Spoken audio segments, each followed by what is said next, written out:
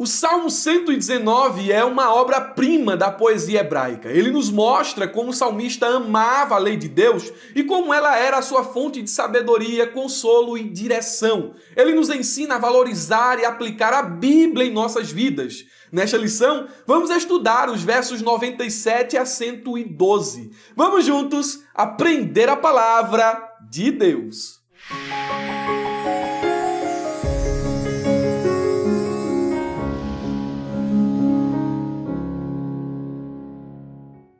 Queridos irmãos, quero cumprimentá-los com a paz do Senhor Jesus. Como é que vocês estão? Tudo bem por aí? É neste clima de alegria que iniciamos mais uma pré-aula da Escola Bíblica Dominical, onde estudaremos a revista de jovens, publicada pela CPAD. Revelo a minha alegria em tê-los aqui comigo. Eu sou o presbítero e professor Murilo Alencar e hoje o meu objetivo é fazer a exposição da lição de número 12, datada do dia 18 de junho de 2023, cujo título é Quanto Amo a Tua Palavra. Vamos discorrer sobre o Salmo 119 e falaremos aqui aspectos gerais deste salmo, bem como aspectos mais específicos nos textos ou nos versículos que iremos expor dessa passagem bíblica. Não dá para cobrir todo o salmo. Os irmãos sabem que o Salmo 119 é o maior capítulo da Bíblia. Nós estudaremos apenas duas estrofes, cada uma delas contendo 8 versículos. Então, ao todo serão 16 versículos, do verso 97 a o verso 112. Meus irmãos, vamos começar a nossa exposição a partir do texto principal, que nos diz assim: Lâmpada para os meus pés é a tua palavra, e luz para o meu caminho. Salmo 119, verso 105. Na tradução NVI, o texto diz: a tua palavra é lâmpada que ilumina os meus passos e luz que clareia o meu caminho. Presta atenção no uso dessa metáfora, porque ela contém verdades elementares acerca da importância da palavra de Deus. Eu fiz um pequeno fluxograma desse texto, nós vamos explicá-lo no tópico 3 do subsídio, mas quero já dar algumas pinceladas nele aqui no texto principal. Acompanhe comigo em tela. Olhe como ficou a nossa divisão, apenas 3 partes, o verso é curtinho, mas nós podemos dividi-las assim. Primeira parte, lâmpada para os meus pés. E aqui é uma linguagem figurada, é uma linguagem metafórica. Ele está comparando a palavra a uma lâmpada, a uma luz. O salmista, é a primeira verdade que aparece aí, ele não tropeçará, pois não anda em trevas. Seus pés não pisam em falso, porque ele não está caminhando no escuro. Há uma lâmpada que ilumina os seus pés. E ele diz que esta lâmpada é a tua palavra. A palavra de quem? A palavra de Deus. As escrituras são fonte de revelação e sabedoria. Os passos do salmista não são vacilantes. O salmista não dá um passo atrás do outro correndo perigo, porque a palavra está iluminando o seu caminho. Aí ele diz aí, completando, aumentando a verdade lâmpada para os meus pés, ele diz, e luz para o meu caminho. O salmista não andará em caminhos que levam à morte.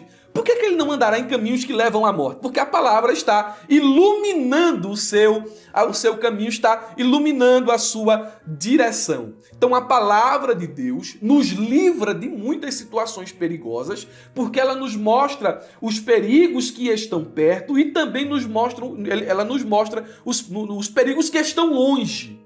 O comentarista, William MacDonald, ele diz uma coisa interessante sobre essa passagem. Ele diz o seguinte: a palavra nos guia de forma negativa ao proibir certos padrões de comportamento. É como se a Bíblia clareasse a conduta humana e dissesse o seguinte: olha, esse tipo de caráter, esse tipo de ação, esse tipo de conduta leva à morte. Não vá por esse caminho. Então, nesse sentido, ela nos guia de forma negativa, com proibições, mas também ela nos guia de forma positiva, mostrando o caminho certo. Porque se eu digo assim, não faça,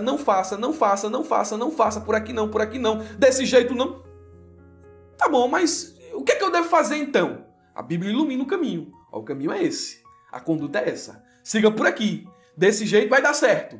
Então, a Bíblia, ela é fonte de sabedoria para o nosso viver diário. O resumo da lição expressa bem essa ideia quando diz o seguinte: a meditação diária da Bíblia gera, grife essa palavra, sabedoria, grife essa outra, e discernimento, bem como, grife também essa palavra, direção para a trajetória de nossa vida. Por que é que eu pedi para você grifar, para você sublinhar essas palavras? Porque elas são importantes dentro do resumo da lição e dentro dos tópicos que serão desenvolvidos. A Bíblia é fonte de sabedoria, de discernimento e de direção para a nossa vida aqui na Terra. Sabedoria. Vamos dividir aqui por partes o resumo da lição. Primeiro, falando sobre essa expressão sabedoria. A Bíblia, ela é fonte da verdade revelada por Deus aos homens. Ao meditarmos nela, aprendemos os princípios e os valores que devem nortear a nossa conduta e as nossas escolhas.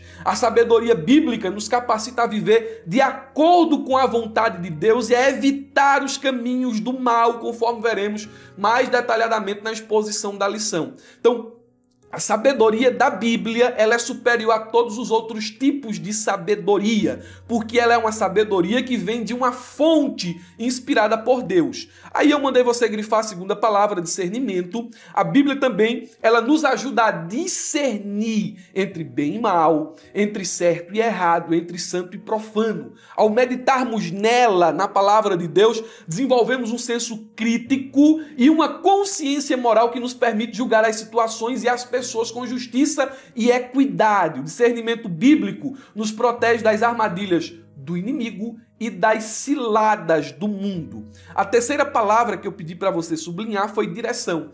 Você vê que tem tudo a ver, elas estão interligadas. Sabedoria, discernimento e direção. Quem tem sabedoria e discernimento tem uma direção mais acertada em suas escolhas. A Bíblia, ela nos orienta sobre o propósito e o destino da vida. Ao meditarmos nela, descobrimos o plano de Deus para nós e os passos que devemos dar em direção a este plano para assim experimentá-lo, para assim vivê-lo. A direção bíblica nos conduz ao caminho da paz e da fidelidade, mesmo em meio à adversidade. Você vê que a Bíblia diz no livro dos profetas que Deus ele faz o seu caminho na tormenta. O que é que eu aprendo com isso? Que o lugar mais seguro, que o lugar melhor para se estar é dentro da vontade de Deus, ainda que a gente esteja vivendo uma tempestade. Se você está dentro da tempestade e ali aquela tempestade não é fruto de suas más escolhas, mas de um seguir, mas de uma obediência à vontade, à palavra de Deus é o melhor lugar para você estar. Mesmo o vento soprando de todos os lados, mesmo a tempestade sendo terrível, é o melhor lugar para se estar. Então, a Bíblia é essa fonte de direção. A gente pode se direcionar por aquilo que aqui está escrito. Nós vamos aqui para algumas considerações preliminares. Não vamos seguir os tópicos propostos pelo comentarista da lição. Irmão Murilo, por que você não vai fazer isso? Você não vai seguir os tópicos da lição? Porque, meus irmãos, tem lição que a gente precisa trazer um complemento a mais. Se a gente se prender apenas aos tópicos da lição em algumas lições, né, a gente vai apenas repetir as mesmas coisas que estão já postas aqui. Então, a gente prepara um roteiro diferente, sem fugir do assunto, para que você tenha mais conhecimento, para que você tenha um complemento sobre aquilo que já está registrado aqui na revista que você tem em mãos. Então, nós vamos seguir aqui o seguinte caminho. Primeiro, agora é o nosso primeiro ponto, considerações preliminares. Nós vamos trazer algumas informações gerais sobre o Salmo 119 e depois vamos tecer considerações mais específicas no tópico 2 e no tópico 3. Então, nos detamos por um momento aqui nessa parte. O Palatérios, que é um comentarista, J.P. Palantérios, ele escreveu uma frase sobre o Salmo 119 que eu achei importante copiar e colar. Ele disse o seguinte: este salmo é chamado de alfabeto do amor divino. Por que ele diz alfabeto do amor divino? Porque se você pegar o texto hebraico, você vai ver que em cada pausa de oito versos, né? Em cada estrofe, são 22 estrofes, o Salmo tem. Em cada estrofe, ela tem uma letra do alfabeto hebraico, da primeira à última. Então, ele diz, é o alfabeto do amor divino, o paraíso de todas as doutrinas, porque do início ao fim, o tema do salmista aqui é a palavra, a palavra, a palavra. Ele prossegue dizendo, armazém do Espírito Santo, a escola da verdade, e também o profundo mistério das Escrituras, onde a completude da disciplina moral de todas as virtudes reluz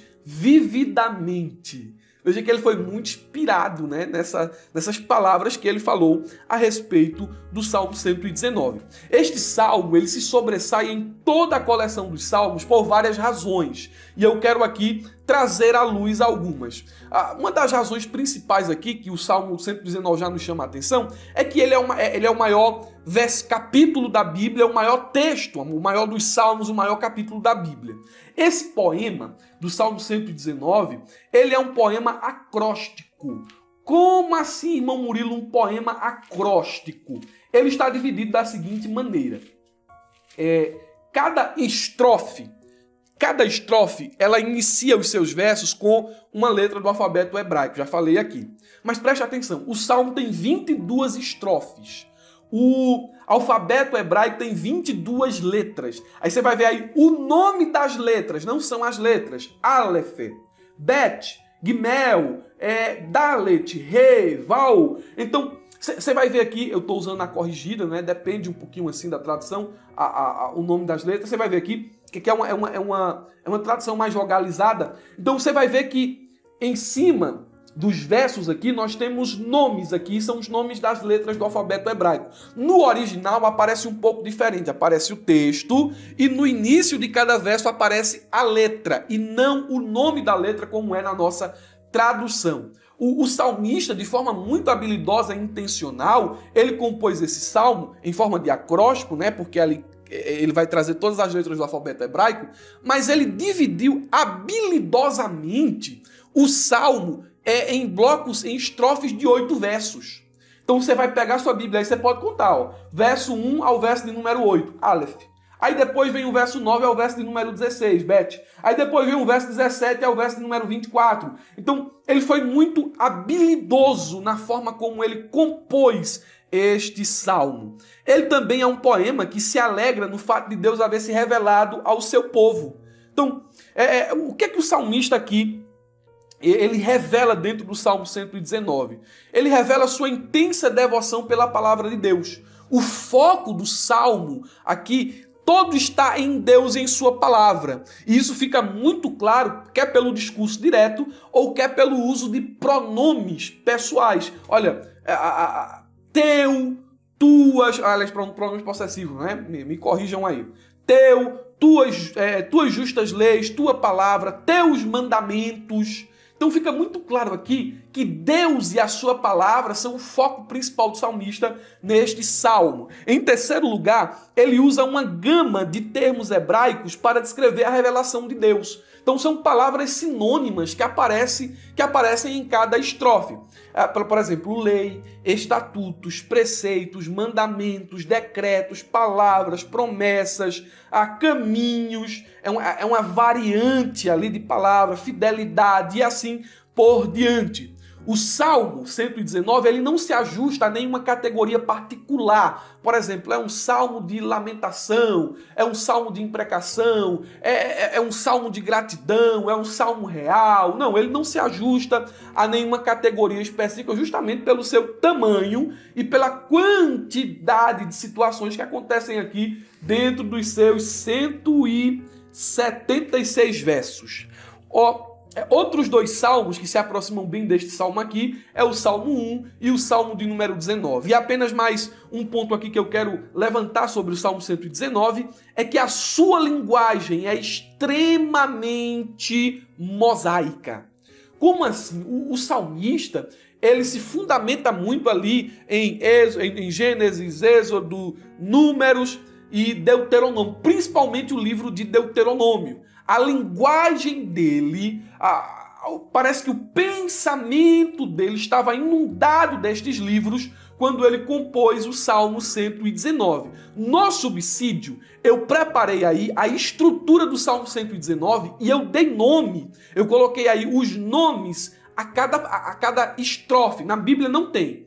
Na Bíblia você vai ter aqui uma epígrafe do tradutor, que é a epígrafe em negrito, a excelência da lei do Senhor e a felicidade daquele que observa a sua lei. Então, a gente tem essa epígrafe em negrito do tradutor, mas não tem nomes nas estrofes, apenas as letras. Eu coloquei as letras de um lado, eu dei nomes a cada estrofe e coloquei os respectivos versículos de outro na tabela. Como é que você vai ter acesso a esse subsídio? Você vai vir aqui embaixo, vai clicar neste link e vai ser direcionado à plataforma gratuita da ferramenta EBD. E lá você fará o download gratuito deste material. A versão mais completa, ela está na plataforma da ferramenta EBD dos assinantes. Então você paga um pequeno valor, é a Coca-Cola do mês, né? É um valor apenas simbólico para a gente manter a plataforma de assinantes aqui e manter toda a equipe de profissionais que, por exemplo, eu não tenho habilidade para criar um slide que tem aí dentro da plataforma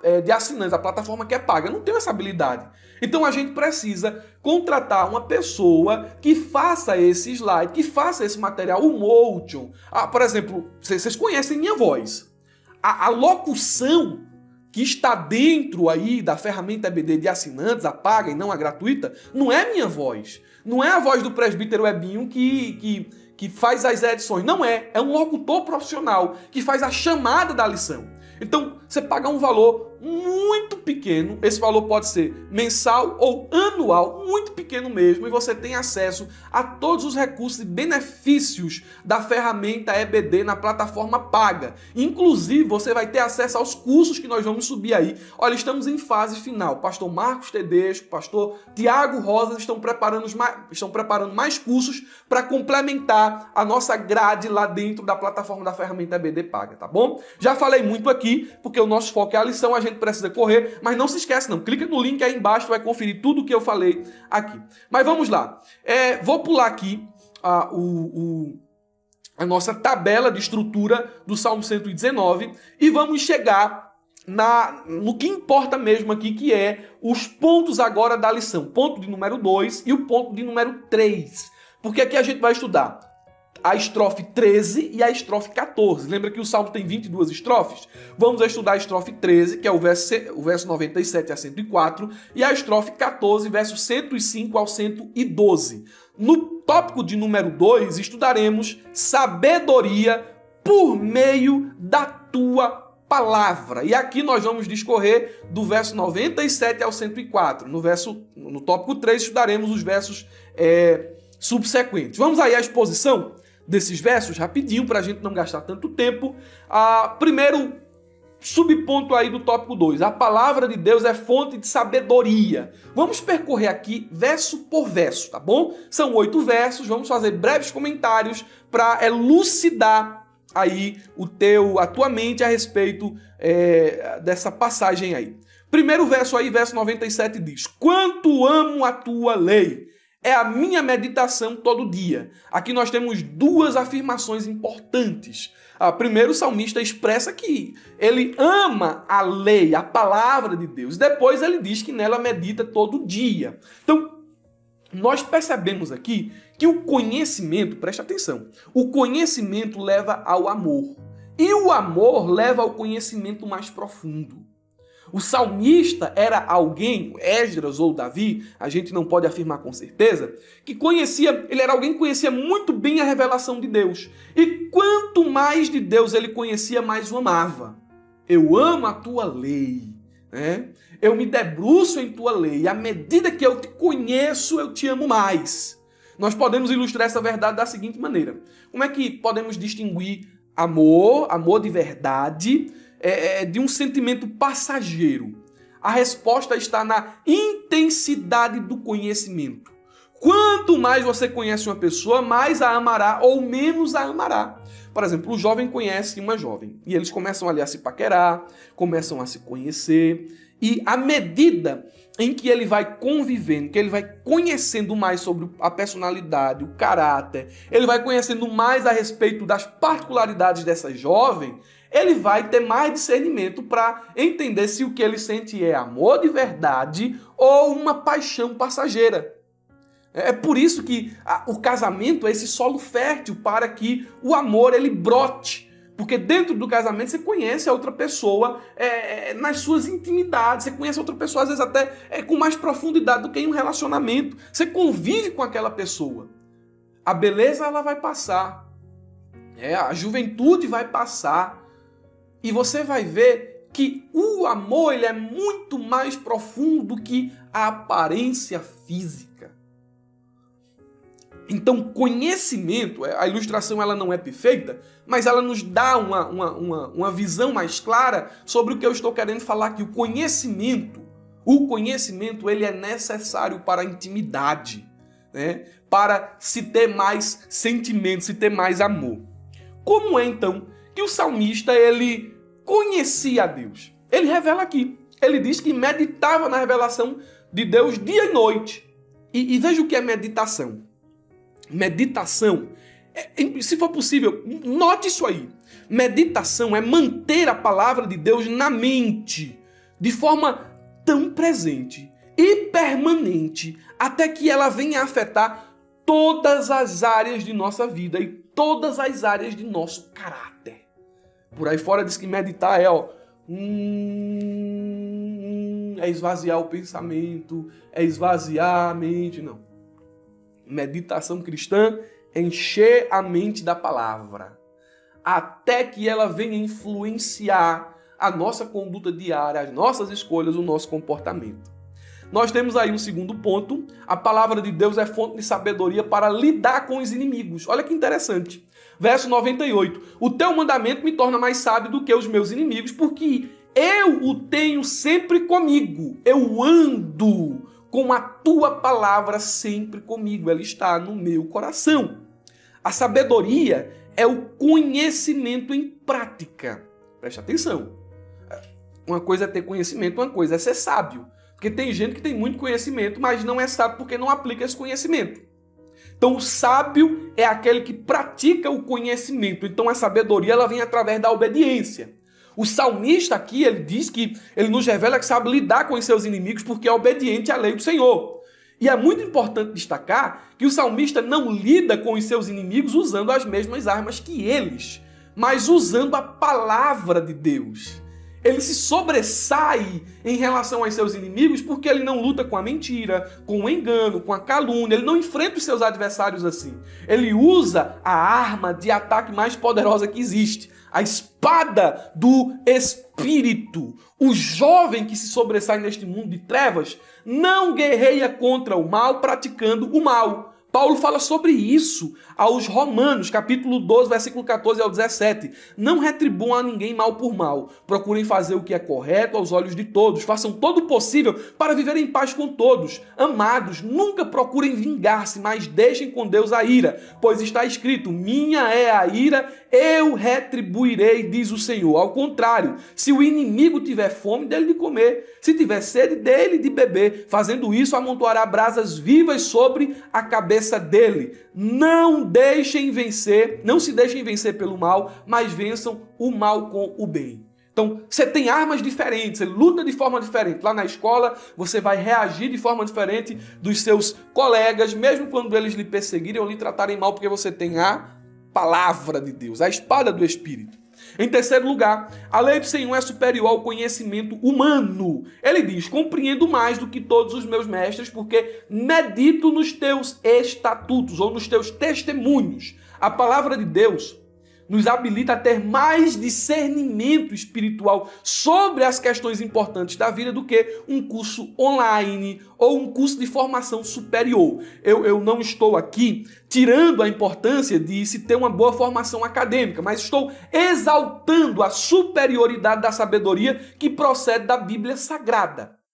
Então, o que é que acontece aqui? O jovem, ele pode se formar em medicina, em direito, em engenharia, em enfermagem, em letras, em física ou em qualquer outra graduação. No entanto, se quiser ser sábio, mais sábio do que os mestres humanos, jamais o jovem deve abandonar o estudo das Escrituras.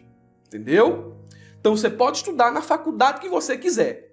Pode fazer filosofia, pode fazer o que você quiser fazer. Mas nunca abandone as Escrituras, as verdades que estão presentes na Bíblia Sagrada. Lá em Daniel, capítulo 1, versículo 18 ao 20, olha o que o texto diz. Ao final do tempo determinado pelo rei para que os jovens fossem levados à sua presença, o chefe dos eunucos os levou à presença de Nabucodonosor. Então, o rei falou com eles, e entre todos não foram achados outros como Daniel, Ananias, Misael e Azarias, jovens dedicados à palavra e à oração. Por isso, passaram a servir o rei em toda a matéria de sabedoria e de inteligência sobre que o rei lhes fez perguntas, os achou 10 vezes mais sábios do que todos os magos encantadores que haviam em todo o seu reino. Então, há sabedoria em obedecer à palavra de Deus. A lei do Senhor é o quarto subponto aqui, e o quarto verso da nossa primeira estrofe é superior às experiências de vida. Olha o que o salmista diz aí, o verso 100. Sou mais entendido do que os idosos, porque guardo os teus preceitos. Meus irmãos, coisa interessante, não é? Ele dizer isso. Eu guardo os teus preceitos. O salmista aqui está ensinando que deixa-me ver aqui. O salmista ele está nos ensinando que ele entende que a palavra tem mais valor do que a tradução humana.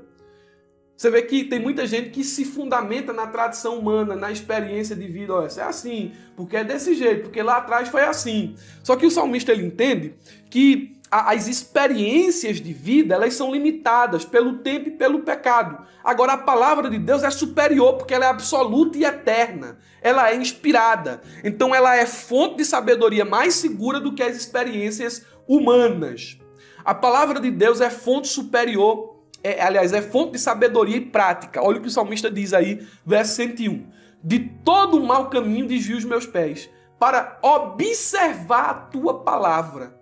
Então, é quase que você vê que os salmos, os salmos são as rimas dos pensamentos e não das palavras. Mas há um trocadilho aqui, olha, eu desvio do mal porque eu obedeço a tua palavra. Então o salmista ensina que o amor e a obediência à lei de Deus devem ser vistos na conduta diária do crente. Tudo que você faz, tudo que você for fazer, deve ser moldado pelas verdades da palavra de Deus. Deve ter influência da palavra de Deus. É muito jovem dizer assim, eu vivo para Deus, eu amo a palavra de Deus, mas vivo no pecado? Não. Se você ama a palavra de Deus, se você ama a Deus, você tem que viver de acordo com a vontade dele revelada. Ponto de número 6, a palavra de Deus habilita o homem a vencer o pecado. Ele diz, não me afaste dos teus juízos, pois tu me ensinas. A ideia aqui é que Deus é um professor, né? O Senhor é o mestre divino. E o salmista nos ensina a vigiar quanto ao começo do pecado. Porque todo pecado tem início quando começamos a abandonar a lei de Deus. Isso acontece quando deixamos de meditar na palavra de Deus, de obedecer à sua vontade e de confiar em sua graça. Aos pouquinhos, quando você começa a abandonar os retos juízos de Deus, aí está o começo do pecado. O começo do pecado sempre começa com um abandono das Escrituras. Em sétimo lugar, a palavra é fonte de prazer. Olha o que diz o verso 103. Quão doces são as tuas palavras ao meu paladar, mais que o mel à minha boca. Meus irmãos, que coisa interessante, não é?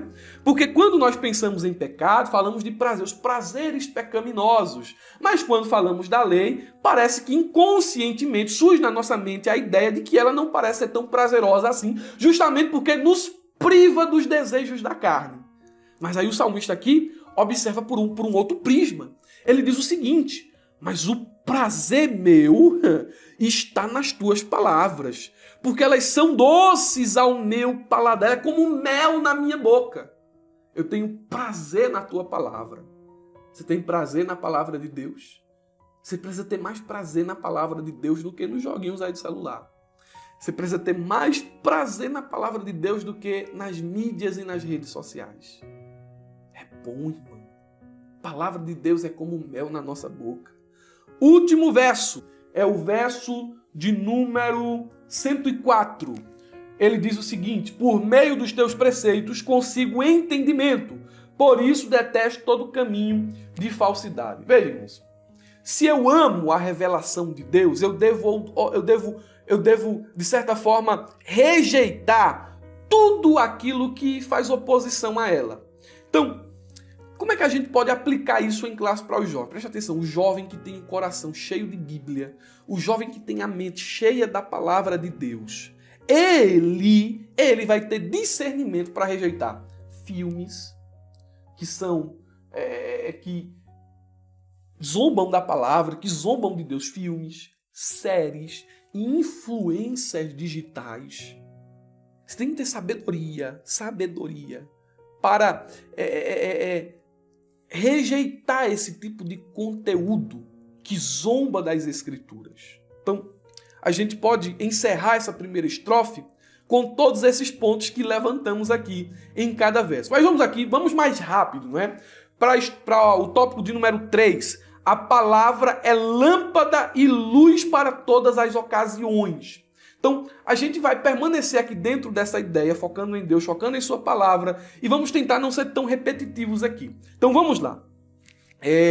Primeiro ponto, lâmpada e luz. A palavra de Deus fornece iluminação para andar sem tropeçar. Lembra que nós já falamos sobre esse verso aqui, 105, lá no nosso texto principal? Lâmpada para os meus pés é a tua palavra e luz para o meu caminho. Então, o que é que o salmista ele tinha em mente aqui quando ele escreveu esse verso? Provavelmente ele tinha ali, passando pela sua mente, algo ordinário ali de sua vivência.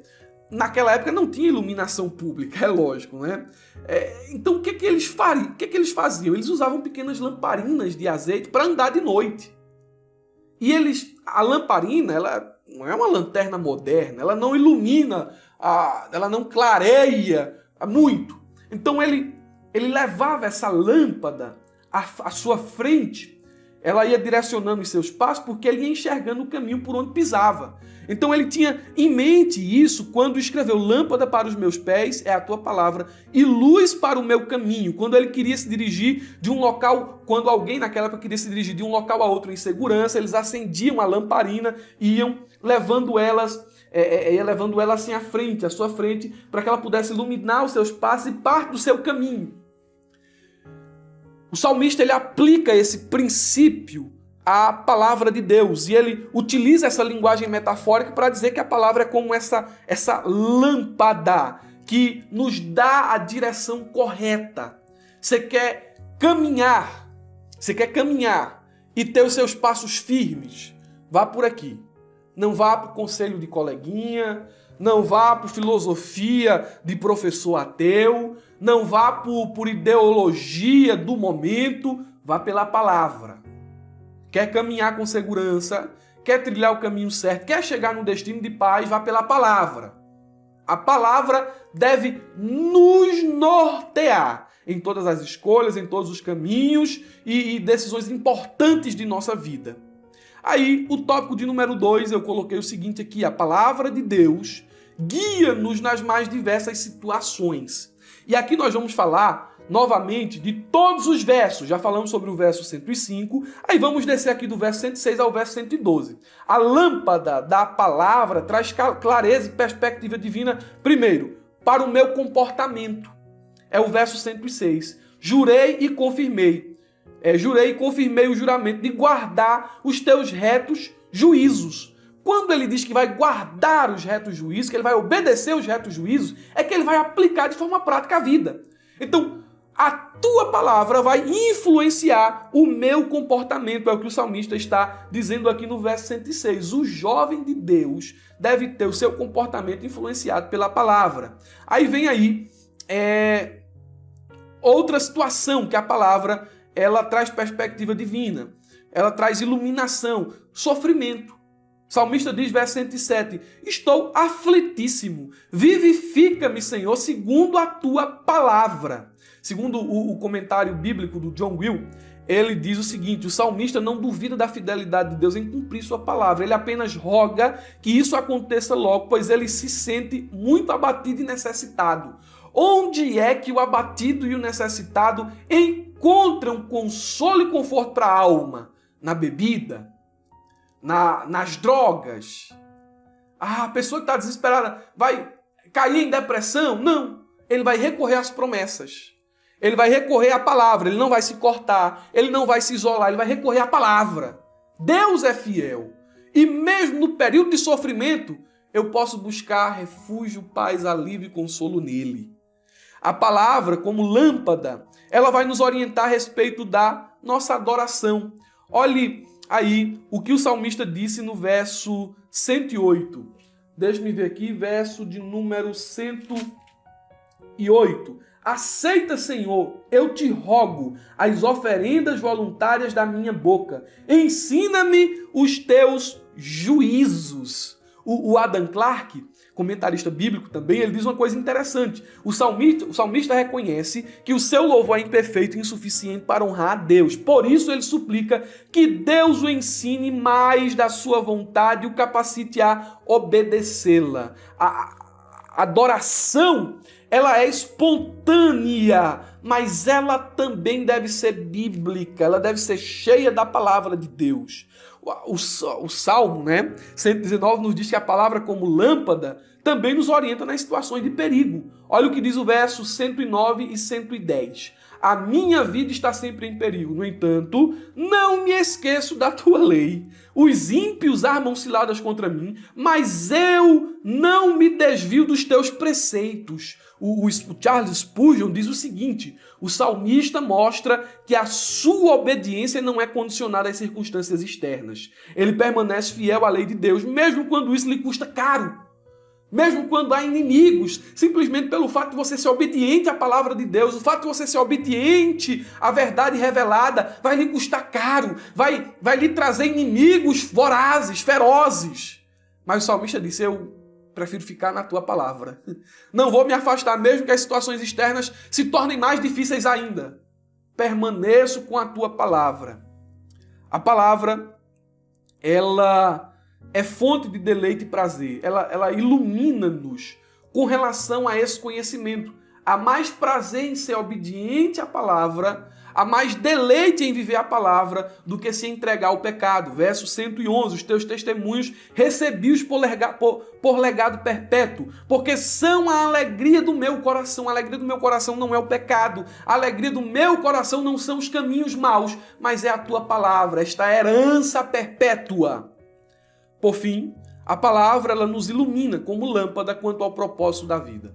O salmista diz, inclina o coração a guardar os teus decretos para sempre até o fim.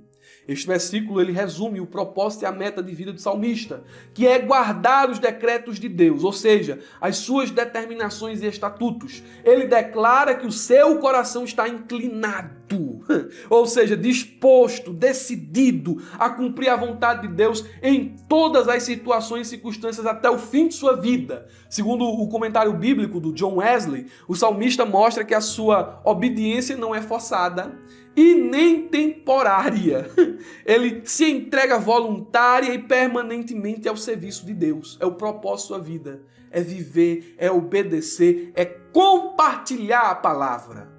E assim, meus irmãos, nós cobrimos todos os versos aqui que nos propomos a estudar. O verso 97 ao verso 112. E em resumo aqui, nós percebemos que esta lição nos convida a considerar 3 aspectos fundamentais da nossa relação com a Bíblia. Primeiro, a Bíblia ela é a palavra de Deus, ela não é um livro qualquer, ela é a palavra inspirada de Deus. Segundo, a Bíblia deve ser a nossa fonte de meditação diária, ela não é um livro para ficar empoeirado em um estante, ela não é um livro simplesmente para ser lido de tempos em tempos ou em momentos de angústia. Ela é um livro para meditação diária. E por último, a Bíblia é o padrão de nossa conduta, é o nosso padrão de conduta. ela não é um livro, vou repetir aqui, mas com uma aplicação diferente, para ser guardado na estante. Ela é um livro para ser guardado no coração. Eu espero que esse breve subsídio tenha te ajudado com relação aos assuntos que estão aqui sendo colocados, que estão postos na lição de número 12. Espero que tenha sido bênção de Deus na sua vida. Te desejo um ótimo final de semana, uma ótima aula de escola bíblica dominical. Não se esquece, abre a jaula aí, fazendo sabe o quê? Tirando foto, curtindo este vídeo, nos marcando na rede social, @abrajaula. Faz isso. Tira foto aí, tira um print do celular, tira uma foto tua, a gente vai repostar lá no Instagram, tá bom? Deus abençoe em nome de Jesus.